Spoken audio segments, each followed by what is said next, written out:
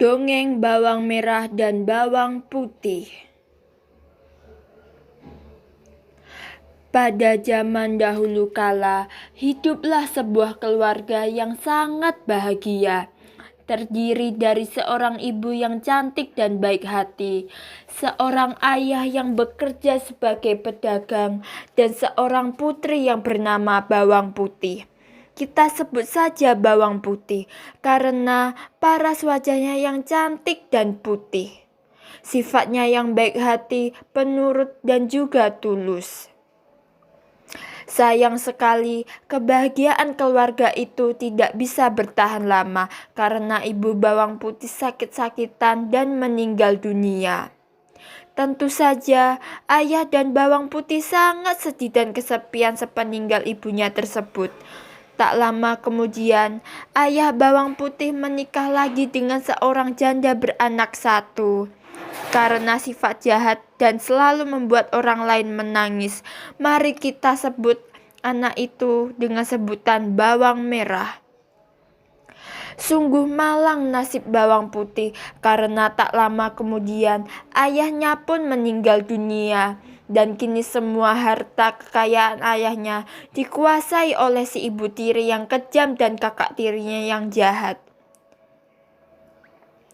Setiap hari, Bawang Putih diperlakukan seperti seorang pembantu yang mengerjakan semua pekerjaan rumah dan melayani kebutuhan ibu tiri dan kakak tirinya. Dari mulai membersihkan rumah, mencuci pakaian, hingga menyiapkan makanan untuk mereka.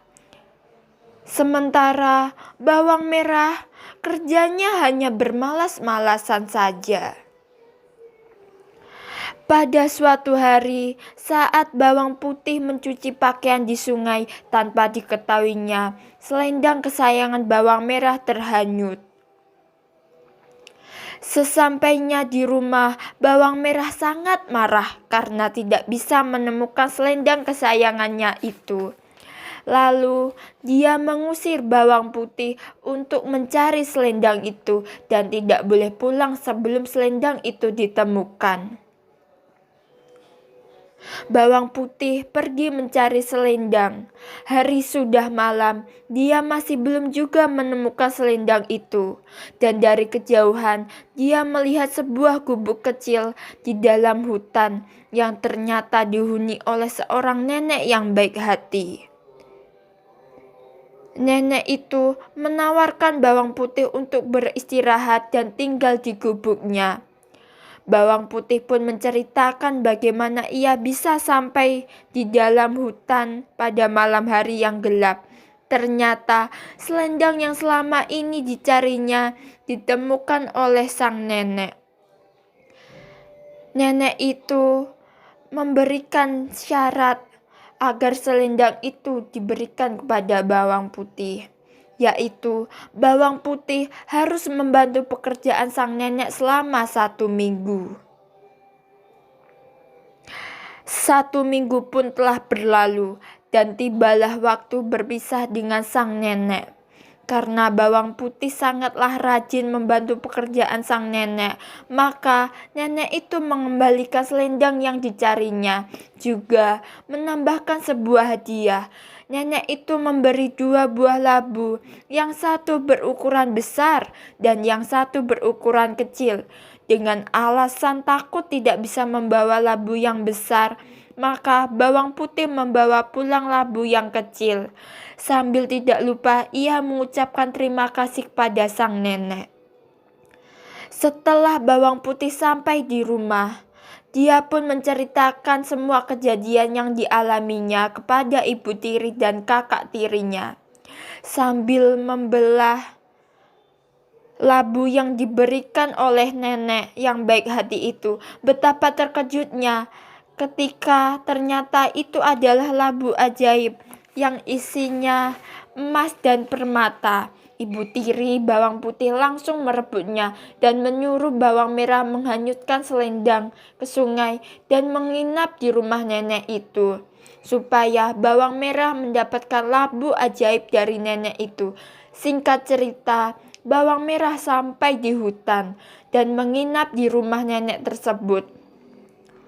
Selama 1 minggu, kerjanya hanya bermalas-malasan saja. Saat hendak pulang, sang nenek memberikan 2 pilihan labu, yang satu berukuran besar dan yang satu kecil.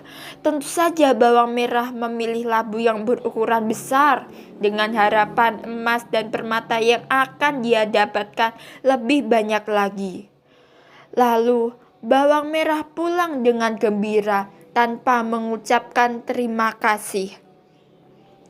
Setelah tiba di rumah, bawang merah segera memanggil ibunya untuk membelah labu ajaib itu.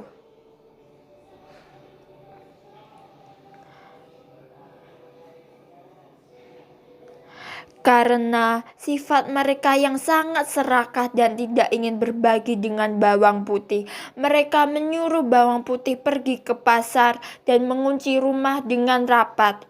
Setelah bawang putih pergi ke pasar, mereka pun membuka labu ajaib itu.